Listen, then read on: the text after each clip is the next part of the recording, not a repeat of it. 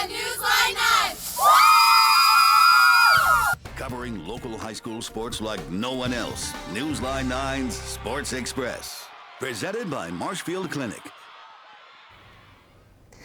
We have reached the final week of the regular season. Welcome to Week 9 of Sports Express. I'm Lauren Magiera. Now, there's plenty at stake tonight with teams trying to win a conference title, earn a playoff spot, or simply get a victory on senior night. We take you to Marion, Stevens Point, and Auburndale in a few moments. But first, we begin with a battle for the Cloverwood title. It's our game of the week, and it pits Athens against Owen Withee, with the Blue Jays looking to grab a share of the conference crown, while the Blackhawks are trying to keep it all to themselves. Let's head to Athens, where the home team has only lost once this year, and the visiting team is unbeaten.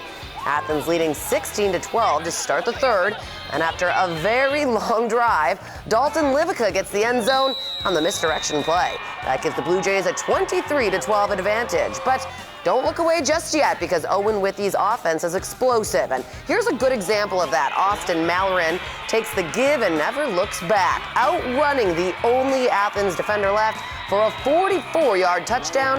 After the two-point conversion, it's 23-20, but Athens responds after another long drive. This time it's Max Stang that provides the Blue Jays score, and that gives Athens a 30-20 lead.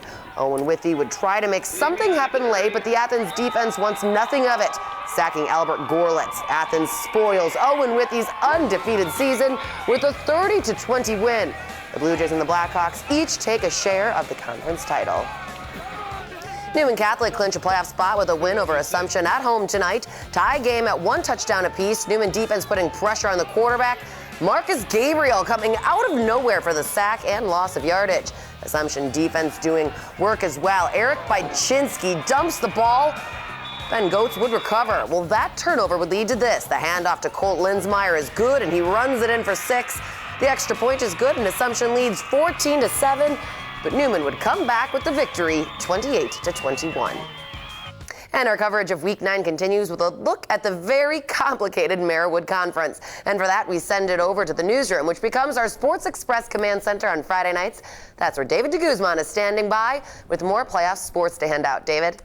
Lauren, the possibility for a three-way tie for the Merriwood title is as strong as ever heading into tonight. Edgar already locked up a share of that title and has the week off after Neillsville canceled their non-conference game with the Wildcats, leaving it all up to Marathon and Stratford to see how the Merriwood pie will be divided. Tigers traveling to Auburndale, where the Apaches have a second chance to lock up a playoff berth. Final play of the first half, Stratford lines up for a kick, but it's a fake. Eli Tiemanson throws for the end zone. Auburndale's Blake Anderson is there to throw the ball directly into the ground. You know who likes that play? Anderson's two cousins right there. Tigers with a 14-12 halftime lead. Third quarter, Stratford builds on the lead. Davis Drews on the inside handoff, scores from 9 yards out. That extends the Tigers' advantage to 20-12. The Apaches move down the field. A pickup here. Jake Lewis runs through the middle, breaks to the outside before he's hauled down inside the 10. But Auburndale couldn't score from there. Stratford with the road win, 26-12. So they have a piece of the pie. And after losing to Edgar in Week 8, Marathon still looking to call themselves Merriwood champions for the first time since 1993.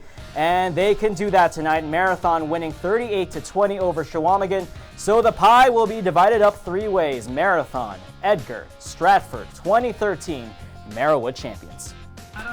Staying in the Merriwood, Pittsville also looking to lock up a playoff spot with a victory over winless Phillips. Panthers get going early. First possession, Bradley Wesley hits Kyle Kohler in the flat, sidesteps a would-be tackler, stays in bounds, slips two more tacklers, and he's on his way to the end zone. 44 yards on the score, 6-0 Pittsville.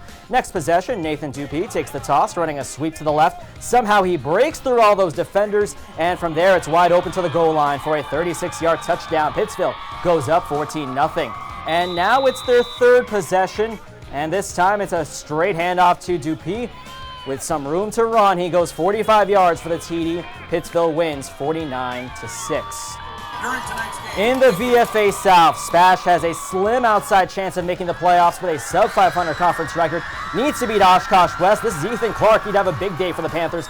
Takes this one all the way inside the 25-yard line on the Spash first drive.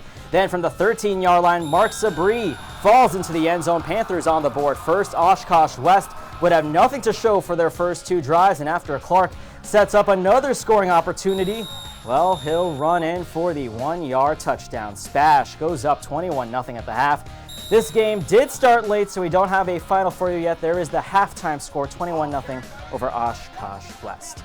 We are also still working on getting you highlights from Marshfield and Oshkosh North, as well as DC Everest against Kimberly, both Central Wisconsin teams facing unbeaten squads on the road. And once we have those highlights, we'll deliver them to you from the command center. For now, we'll check out some other action from the VFA North, and for that, we send it back to Lauren in the studio. Lauren. Thanks, David. Well, Wausau West has already clinched a spot in the playoffs. It'll be the Warriors' first appearance since 2010, but they still had plenty to play for in Week 9 as they hosted Appleton East. West looking to improve its chances of hosting a playoff game for the first time in school history. Warriors leading 14-0, 3rd and 10. Jake Gostia trying to make a pass, but John Kyler takes him down for the sack and loss of yardage. Third quarter, David Seaman with a long and beautiful pass, might I add, to Logan Dennison, who runs it in for the touchdown. Warriors lead 20-0. They would go on to win 23-0.